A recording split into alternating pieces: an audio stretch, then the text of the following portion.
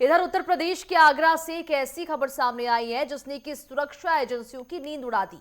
दो सगी बहनों के धर्मांतरण मामले की जांच अब गहराती ही जा रही है। तो तार सीधे जो है वो अलकायदा के संदिग्ध आतंकी अयान जावेद से जुड़ गए।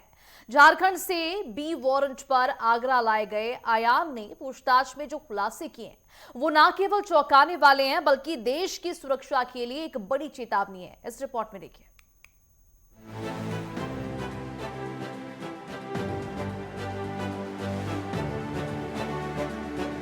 आगरा में धर्मांतरण का जाल, संदिग्ध आतंकी अयान का सनसनीखेज खुलासा। संदिग्ध आतंकी अयान से 7 घंटे पूछताछ। गजवाए हिंद के लिए धर्मांतरण को बताया जरूरी हथियार। सजा का खौफ नहीं, मजहब के लिए कर रहा काम। मोबाइल में मिला वन उम्मत नाम का अंतर्राष्ट्रीय ग्रुप। आगरा पुलिस, आईबी और एटीएस की संयुक्त पूछताछ में अयान जावेद ने 7 घंटों तक सवालों का सामना किया। चेहरे पर कोई शिकन नहीं, ना ही कानून का कोई खौफ। अयान ने साफ शब्दों में कहा कि वे अल्लाह के लिए काम कर रहा है और कयामत के दिन उसके फल मिलेगा। अयान अलकायदा इन इंडियन सब कोऑर्डिनेट यानी AQIS का संदिग्ध हेड बताया जा रहा है। ऐसे में जांच में ये सामने आया कि अयान मुस्लिम ब्रदरहुड की विचारधारा से बुरी तरह से प्रभावित है। उसके मोबाइल में वन उम्मत वन नेशन नाम का एक ग्रुप मिला है जिसमें भारत और पाकिस्तान समेत कई देशों के कट्टरपंथी जुड़े हुए हैं। ऑपरेशन अस्मिता, सगी बहनों के धर्मांतरण से जुड़ी जांच। इस पूरे मामले की जड़ें ऑपरेशन अस्मिता से जुड़ी हैं। पिछले साल आगरा की 2 सगी बहनों को कोलकाता की एक मुस्लिम बस्ती से बुरखे में बरामद किया गया था। इस गैंग का मुख्य आरोपी अब्दुल रहमान समेत 14 लोग पहले ही जेल जा चुके हैं, लेकिन अब पुलिस ने बरामद लड़कियों के मोबाइल खंगाले तो अयान जावेद का नाम सामने आया। अयान एक युवती के साथ 200 से ज्यादा बार फोन पर बात कर चुका था। अयान का मानना है गजवाए हिंद के लिए सिर्फ बारूद और हथियारों की जरूरत नहीं है, बल्कि धर्मांतरण के जरिए लोगों की संख्या बढ़ाना भी एक तरह का ही जिहाद है। कोविड काल में बदला अयान, BCA की छोड़ी पढ़ाई। अयान जावेद की कट्टरपंथ की राह कोविड काल में शुरू हुई। BCA की पढ़ाई बीच में छोड़ने वाला अयान ऑनलाइन दुनिया में पाकिस्तानी कट्टरपंथी तारीफ जमील और जाकिर नाइक के भाषणों को सुना करता था। सोशल मीडिया के जरिए वो आगरा के रहमान कुरैशी और फिर दिल्ली के अब्दुल रहमान के संपर्क में आया। अयान ने पूछताछ में कबूला कि वो अकेले ही नहीं बल्कि उसके पीछे एक पूरा तंत्र काम कर रहा है। उसका तर्क है कि अगर समाज के बड़े और प्रभावशाली लोग इस्लाम अपनाएंगे तो निचला तबका अपने आप पीछे चला जाएगा। शाहीन बाग और संदिग्ध ठिकानों पर पुलिस की छापेमारी। फिलहाल आगरा पुलिस अयान को 3 दिन के रिमांड पर लेकर दिल्ली रवाना हो गई है। शाहीन बाग समेत उन तमाम ठिकानों पर छापेमारी जारी है जहां अयान के नेटवर्क के छिपे होने की आशंका है। सुरक्षा एजेंसियां अब ये पता लगाने में जुट गई हैं कि अयान को फंडिंग कहां से हो रही थी और उसके वन उम्मत ग्रुप में शामिल विदेशी नंबरों का असली मास्टरमाइंड कौन है। 2025 में झारखंड ATS द्वारा गिरफ्तार होने के बाद अब आगरा पुलिस की ये तफ्तीश देशव्यापी धर्मांतरण सिंडिकेट का पर्दाफाश कर सकती है। देशव्यापी धर्मांतरण सिंडिकेट का जल्द होगा पर्दाफाश। अयान जावेद का ये कबूलनामा है कि मेरे पकड़े जाने से धर्मांतरण नहीं रुकेगा। ये बताने के लिए काफी है कि ये जाल कितना गहरा बुना गया है। पुलिस अब अब्दुल रहमान और अयान को आमने सामने बिठाकर पूछताछ करने की तैयारी में है। News desk, network 10।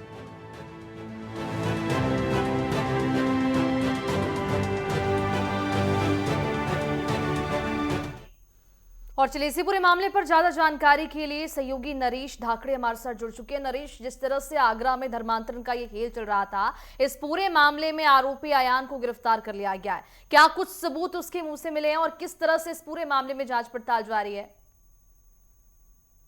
देखिए मनीषा, बिल्कुल आपको बताते चले कि ये जो आगरा में जो धर्मांतरण का मामला है, ये आगरा की 2 सगी बहनों के साथ से ये शुरू होता है। उसके बाद कहीं ना कहीं धर्मांतरण में आगरा पुलिस को लगातार कहीं ना कहीं बड़ी कामयाबी मिलती हुई दिखाई दे रही है। इस अयान जावेद जो एक आतंकी संगठन में जुड़ा हुआ व्यक्ति है, इसको झारखंड से गिरफ्तार किया गया है। जब झारखंड से जो आगरा पुलिस थी वो लेकर के आगरा पहुंची तो इस आरोपी से तकरीबन 7 घंटे तक लगातार लगातार पूछताछ की और उस पूछताछ में सबसे बड़ी बात यह है कि आरोपी बिल्कुल भी घबराया नहीं है। लगातार कहीं न कहीं जिस तरीके से जो एजेंसियां पूछताछ कर रही थी, उनके सवालों के लगातार ये आरोपी जवाब दे रहा था और बिल्कुल भी नहीं घबरा रहा था। इसका ये भी कहना था कि लगातार जो धर्मांतरण है वो लगातार जारी रहेगा। मेरे पकड़े जाने से जो धर्मांतरण है वो खत्म नहीं होगा। लगातार हमारे जो संगठन है वो धर्मांतरण पर काम कर रहे हैं और ऐसे में सबसे बड़ी बात यह है कि उसका स्पष्ट जो एजेंसियां पूछताछ कर रही थी उनसे लगातार ये कहना था कि हम लोग बिल्कुल नहीं घबरा रहे हैं, सजा कोई भी हो, लेकिन धर्मांतरण को इसी तरीके से लगातार जो है वो आगे रखा जाएगा। वहीं आपको बताते चले कि ये जो आतंकी है ये गजवाए हिंद से जुड़ा हुआ बताया जा रहा है। वहीं लगातार पूर्व में भी जो आगरा पुलिस है वो कई आतंकियों को गिरफ्तार कर चुकी है। फिलहाल पुलिस की तरफ से कई ठिकानों पर छापामार कार्रवाई हुई है और जो आरोपी है जावेद, उसको लेकर के जो पुलिस है वो दिल्ली के लिए रवाना हो चुकी है फिलहाल। जी मनीषा। जी नरेश, इस पूरे मामले में कितने लोग जुड़े हो सकते हैं और पुलिस किस तरह से इस पूरे मामले की जांच पड़ताल कर रही है? मास्टरमाइंड इसका कौन हो सकता है? किस तरह से जानकारी इसको लेकर? देखिए बिल्कुल आपको बताते चल रहे हैं कि 4 से 5 महीने पूर्व आगरा पुलिस ने तकरीबन 13 से 14 लोगों को इस मामले में गिरफ्तार किया था, जिसमें एक मास्टरमाइंड भी शामिल था। तो फिलहाल पुलिस की तरफ से तकरीबन 13 लोगों को अभी तक जेल भेजा चुका है। वहीं लगातार इस जो आरोपी को झारखंड से गिरफ्तार किया गया है, इससे भी लगातार पूछताछ जारी है। अगर कहा जाए तो कहीं ना कहीं जिस तरीके से हम देख पा रहे हैं कि आगरा के जो पुलिस कमिश्नर दीपक कुमार है, उनकी तरफ से जब कुछ महीने पूर्व इस धर्मांतरण पर जब काम किया गया था तो जगह जगह दिल्ली से भी इसमें जो आरोपी हैं वो गिरफ्तार किए गए थे। जिस तरीके से कुछ लोगों ने अपना धर्म परिवर्तन कर लिया था, उसके बाद कहीं ना कहीं जो हिंदू युवती थी उनको लगातार धर्म परिवर्तन कराने के बाद में उनको मुस्लिम बनाया जा रहा था। और सबसे बड़ी बात यह है कि लगातार जो फंडिंग की बात आई थी, फंडिंग के लिए पाकिस्तान से फंडिंग की जा रही थी और सीधा सीधा इन आतंकियों का जो कनेक्शन था वो पाकिस्तान से निकल कर के आ रहा था। तो इसमें कहीं ना कहीं जो आगरा पुलिस है वो एक बड़ी कार्रवाई कर रही है। और आगरा के पुलिस कमिश्नर का यह भी कहना है कि लगातार धर्मांतरण पर हमें बड़ी सफलता मिली है। जिस तरीके से जो जावेद से पूछताछ की गई है, लगातार उसको लेकर के दिल्ली के लिए रवाना किया गया है और कई जगहों पर छापामार कार्रवाई की जा रही है। तो आगरा पुलिस का यही कहना है, आगरा पुलिस और तमाम जो एजेंसियां इसमें लगी हुई है, कि कहीं ना कहीं ये जो संगठन है इसकी कमर तोड़ने का काम हम लोग लगातार करेंगे। जी बिल्कुल नरेश, जिस तरह से पुलिस अपना काम तो कर ही रही है, लेकिन ये जो आरोपी पकड़ाया गया है वो गजवाए हिंद के लिए लोगों को इस्लाम से जोड़ने का काम किया करता था। इस पूरे मामले में व्हाट्सएप ग्रुप भी इन्होंने बनाया था। किस तरह से इस पूरे मामले में जांच पड़ताल पुलिस कर रही है और उस ग्रुप से क्या कुछ सबूत पुलिस को मिले? देखिए जिस तरीके से जो है जिसका नाम अयान जावेद है, ये लगातार गजवाए हिंद का एक कहा जाए तो कोऑर्डिनेटर था, एक उसी संगठन पर जुड़ा हुआ आतंकी था जो लगातार उस संगठन के लिए काम करता था। व्हाट्सएप चैट के जरिए लोगों को लगातार ये लोग इस्लाम के बारे में इस तरीके से उनका माइंड वॉश करते थे। हिंदू युवतियों का, चाहे वो हिंदू युवक हो, कि उन लोगों को इस्लाम के बारे में बताते थे कि आखिरकार इस्लाम किस तरीके से, आप लोगों को इस्लाम के बारे में पढ़ना है। और सबसे बड़ी बात यह है कि जिस तरीके से पुलिस कमिश्नर के द्वारा जब खुलासा किया गया, टीमें लगाई गई, तो तमाम तरीके की जो सामग्री है वो इन आरोपियों से, इन आतंकियों से बरामद हुई थी, जिसमें ये स्पष्ट साबित हो चुका था कि ये जो लोग हैं वो लगातार धर्मांतरण को बढ़ावा दे रहे हैं और लगातार जो युवतियां हैं, क्योंकि जिस तरीके से कुछ साल पहले आगरा की 2 सगी बहनों को धर्मांतरण कराया गया था और आगरा पुलिस ने उनको कोलकाता से बरामद किया था, धर्मांतरण से मुक्त कराया था। तो कहीं ना कहीं उसके बाद लगातार ये जो संगठन है आतंकियों का, ये लगातार व्हाट्सएप ग्रुप के जरिए तमाम अलग अलग तरीके से लगातार कहीं ना कहीं अगर कहा जाए तो धर्मांतरण के जरिए लोगों को फंसाने का काम कर रहा था। इसमें जो आगरा पुलिस है उसे लगातार सफलता मिलती हुई दिखाई दे रही है। लेकिन सबसे बड़ी बात यह है कि जिस तरीके से ये जो आरोपी है अयान जावेद, ये लगातार कहीं ना कहीं इस्लाम को बढ़ावा देना का जो बातें कर रहा है, इसका स्पष्ट ये कहना है कि मुझे लोगों को मुसलमान बनाना है। आखिर आप सोचिए कि पाकिस्तान से मिलती हुई सोच आखिरकार किस तरीके से कट्टरपंथी लोगों के अंदर दिखाई देती है और लगातार हिंदू युवतियों को ये लोग टारगेट बनाते हैं। तो स्पष्ट इससे ये साबित होता है कि पाकिस्तान सहित तमाम ऐसे जो देश हैं उनसे लगातार इनको फंडिंग हो रही थी और धर्मांतरण को ये लगातार भारत के अलग अलग राज्यों में बैठ करके ये लोग कहीं ना कहीं बढ़ावा दे रहे थे। मनीषा।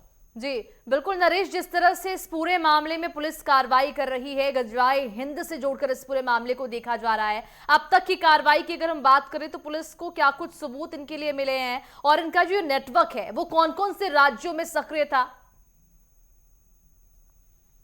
देखिए, बिल्कुल आपको बताते चले कि जिस तरीके से कुछ महीने पहले जब पुलिस ने इस पूरे नेटवर्क को खंगालने का जब प्रयास किया तो तकरीबन उत्तर प्रदेश के 6 राज्य ऐसे थे जिसमें बंगाल भी था, झारखंड भी था और भी कई राज्य ऐसे थे जिनमें लगातार धर्मांतरण का ये जो नेटवर्क है वो लगातार फैला हुआ था। गजवाए हिंद की तरफ से इस पूरे नेटवर्क को संचालित किया जा रहा था और लगातार इसके लिए फंडिंग की जा रही थी। लेकिन जब पुलिस की तरफ जब कार्रवाई का दौर शुरू हुआ तो पुलिस ने अब तक इस मामले में 13 से 14 जो आरोपी हैं उनको गिरफ्तार किया गया है और गिरफ्तार करने के बाद पुलिस उन्हें आगरा लेकर के पहुंची थी और आगरा के कोर्ट में उन्हें पेश किया गया था और कोर्ट ने सभी को तक 14 कस्टडी में रखा था। उसके बाद जेल भेजा गया है। लेकिन जिस तरीके से अयान जावेद को झारखंड से गिरफ्तार किया गया और लगातार इससे ये पूछताछ जारी है और क्योंकि जिस तरीके से जो हमारे पास जो खबर है इस आरोपी के हौसले इतने बुलंद हैं कि लगातार ये धर्मांतरण को बढ़ावा देने की बात कर रहा है, तो ये सोचने वाली बात है कि आखिरकार ये लोग जो इंटेलिजेंस है, पुलिस है, उसके सामने इनको डर नहीं लग रहा है तो लोगों को ये किस तरीके से अपना शिकार बनाते होंगे ये भी एक बड़ी बात है। लेकिन लगातार दिल्ली लेकर के पुलिस पहुंची है, कई जगहों पर छापामार कार्रवाई हो रही है, तो हो सकता है कि इसमें और भी बड़े खुलासे हों और भी कहीं ना कहीं जो धर्मांतरण के जो लोग हैं, जो गिरोह है, उन तक पुलिस पहुंच सके। जी बिल्कुल नरेश, जिस तरह से पुलिस कार्रवाई तो कर ही रही है और इस पूरे नेटवर्क की जांच पड़ताल कर रही है, क्योंकि सिर्फ दिल्ली या फिर उत्तर प्रदेश तक ही सीमित नहीं है, देश के कई राज्यों तक ही नेटवर्क सक्रिय है और लोगों को धर्मांतरण करने का काम ये नेटवर्क करते थे। ये समझना चाहूंगी नरेश आपसे, जो दो सगी बहनों का ये जो पूरा मामला सामने आया है, सिंडिकेट से जोड़कर इसे देखा जा रहा है, उसको लेकर क्या कुछ जानकारी? देखिए मनीषा, बिल्कुल आपको बताते चले कि तकरीबन 2 से 2.5 साल पीछे मैं आपको लेकर के चलता हूं। आगरा की 2 सगी बहनें जो आगरा के सदर थाना क्षेत्र की रहने वाली थी, इनकी एक मुस्लिम युवक से स्कूल के दौरान दोस्ती हो गई थी और उसके बाद इसने एक अन्य जो मुस्लिम था उससे मिलवाया था। पहले सबसे बड़ी बहन जो थी उसका माइंड वॉश किया गया, उसे इस्लाम के बारे में बताया गया और इन आतंकियों ने, इन आरोपियों ने उस युवती को इस्लाम के बारे में इस तरीके से उसका माइंड वॉश किया कि वो अपना हिंदू धर्म छोड़ करके मुस्लिम धर्म अपनाने पर मजबूर हो गई और अचानक से वो लड़की जो थी वो गायब हो गई। लेकिन लगातार वो अपनी छोटी बहन के संपर्क में रही थी और छोटी बहन को भी उसने इस्लाम के बारे में चीजें बताई और उसे भी इस्लाम के बारे में बताने के बाद उस लड़की ने भी अपना इस्लाम धर्म छोड़ दिया और ये जो आरोपी थे उन दोनों सगी बहनों को लेकर के पश्चिम बंगाल के कोलकाता में ये आरोपी पहुंच गए और लगातार वहां पर पहुंच करके इन दोनों ही सगी बहनों का धर्मांतरण कराया गया, उनका धर्म बदलवाया गया। लेकिन जब आगरा पुलिस ने लगातार इन आरोपियों को गिरफ्तार करना शुरू किया तो आगरा पुलिस ने दोनों जो सगी बहन थी उनको इन आरोपियों के चंगुल से मुक्त करा दिया है। लेकिन सबसे बड़ी बात यह है कि न जाने कितनी अभी ऐसी लड़कियां हैं, कैसे ऐसे युवक हैं जो लगातार धर्मांतरण का शिकार हो चुके हैं, जिनका अभी सामने आना बाकी है और जो इंटेलिजेंस है, आगरा पुलिस है, वो लगातार इस पर गहनता से जी काम करती बिल्कुल, हुई तो जो दिखाई इंटेलिजेंस है, आगरा पुलिस है, वो इस पूरे मामले की बेहद ही गंभीरता से जांच पड़ताल और आरोपियों से पूछताछ कर रही है, क्योंकि बड़ा नेटवर्क है और जल्द ही इसका भी खुलासा हो जाएगा। तमाम जानकारी के लिए नरेश बहुत शुक्रिया आपका।